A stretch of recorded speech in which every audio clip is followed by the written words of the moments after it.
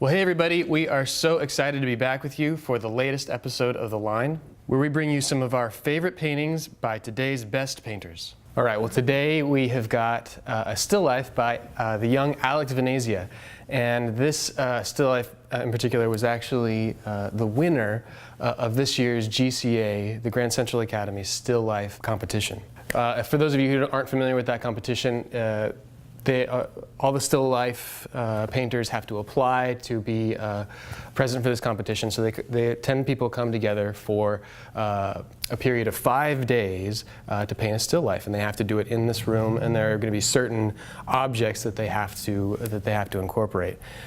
This one is called the Milk Carton Kid. I think it's really quite a standout painting, and it's very clear to me why the painting won.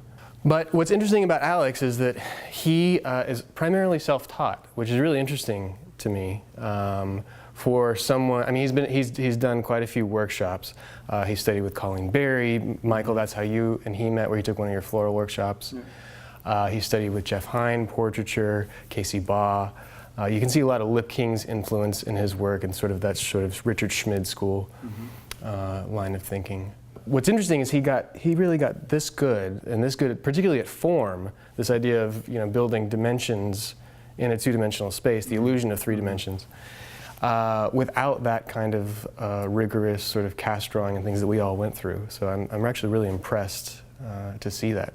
Right off from the start, the atmosphere struck me. It reminded me of some of Lipking's work early on when he was showing with Arcadia. It was particularly special the way he was manipulating edges, and it comes across here. The value structure and the edge work, I think, just sets it apart. It makes it particularly unique, and going in to that environment where it's a competition, I've been in the competition. I participated in. I actually ended up winning in 2014, and I was able to select the artist for this round. And it was amazing to see that he would go in and win it, not having any formal training. So it was pretty fascinating to watch.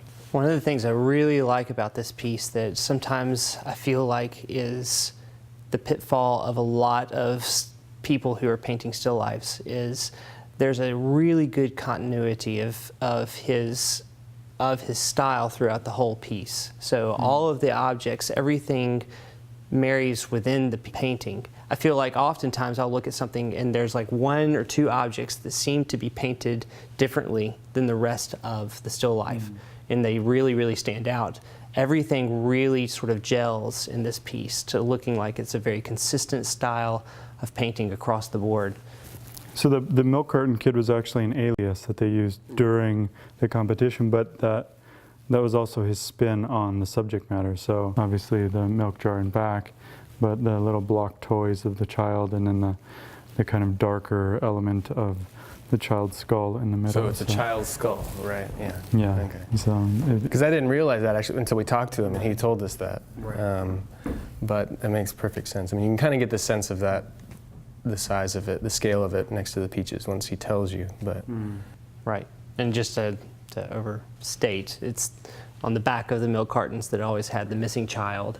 That was one of the sort of elements to what he was trying to suggest. So he brought that idea into the competition. Am I understanding that right? He must have, because that was, he brought the milk carton, he brought the child's skull. The elements that were added, I think, were the tissue paper. Is that right? The colorful tissue paper. I want to say it was the blocks. Yeah, I think the blocks were added as well. So that seems like that actually kind of, was very serendipitous for what he was doing. The book, I think, was one. Okay, that makes sense, right? And he brought the peaches as well. He, I think, particularly likes to paint peaches, and is incredibly successful at painting them. So good. What I love about those peaches is the softness of the texture. I mean, there's quite a variety of textured objects throughout the painting, and he does a really good job of conveying that. So you've got the shininess of the bowl, and the glassy transparency of the milk jar, the soft, sort of delicate nature of the peaches, but also at a really tight value range. I mean, so they're very dark, but he's able to get sort of the roundness and softness. So it's a lot of things you have to juggle in order to pull that off. And then, of course, like the carved wood and the skull, really quite impressive, and particularly that it was done in 5 days. Yeah, and his age. He's only 24. 24. Yeah. Okay. Yeah. Yeah. Right. It's also just a fantastic composition, you know, just the balance of height throughout the piece. And it's got a really good negative space that's very strong and a positive space that really complements it quite well. It's almost a complete sort of yin and yang of the two. And then the weightiness of the table and the tabletop, I feel like really kind of brings everything together. One thing that didn't come across when seeing it as an image, you know, I think I say these about all the ones that we see in person, but is just the deftness of the paint handling and sort of there's a variance of the paint factor throughout the painting. You know, so there's some really nice areas where he gives it a really thick sort of almost impasto touch, like over here at the highlights on the bowl.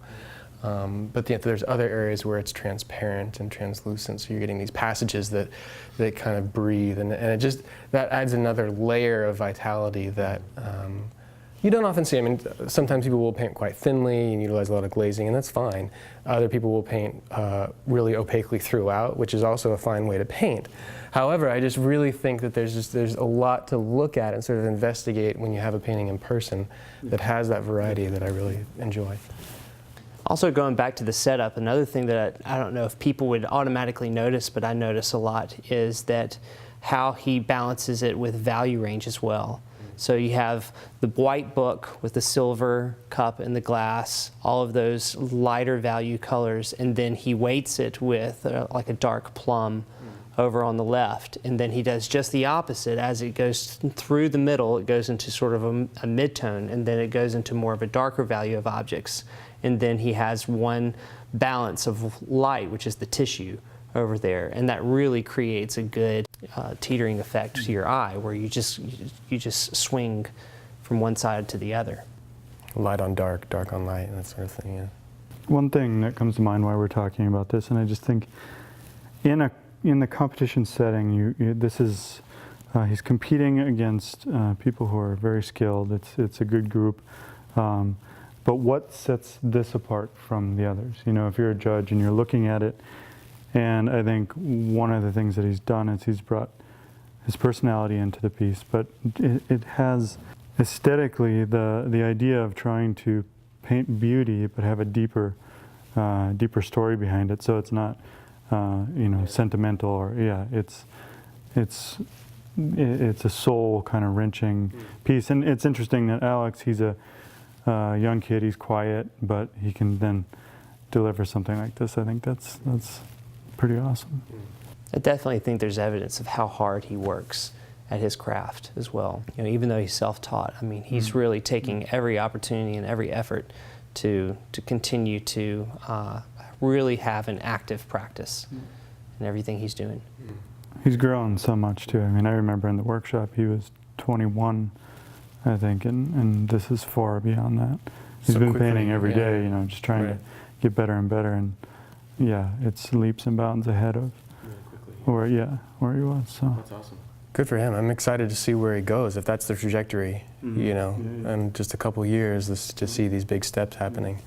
And also, I mean, I've got a lot of experience, you know, teaching over the years, and it's really exciting to see when somebody can be on their own and just kind of figure things out, you know. I mean, and that's I think one of like the main attributes that I've seen of people who can do that. I mean, instruction's good and all those things, and I valued it, and so many people did, but there seems to be this kind of like nature of people who are able to, you know, take the little morsels that they've learned and really just sort of like pour into it and figure things out and be investigative. And so he's definitely got that, which is really cool.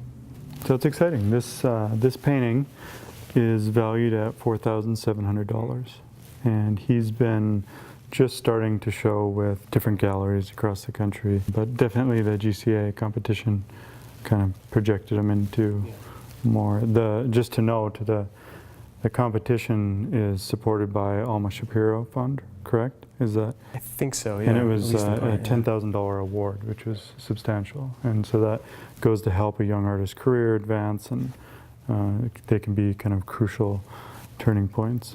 Just even a little bit of money like that is just, you know, can make a huge difference. Well, this was a lot of fun to talk about a really excellent painting by a young artist. And if you are interested to learn more about this, or you're interested in the painting, please contact us at info@eastoakstudio.com. We'd be happy to answer any questions we can. Thank you to Alex for loaning his piece to us. It's been a joy to have you here in the studio, and we'll see you here on the next one.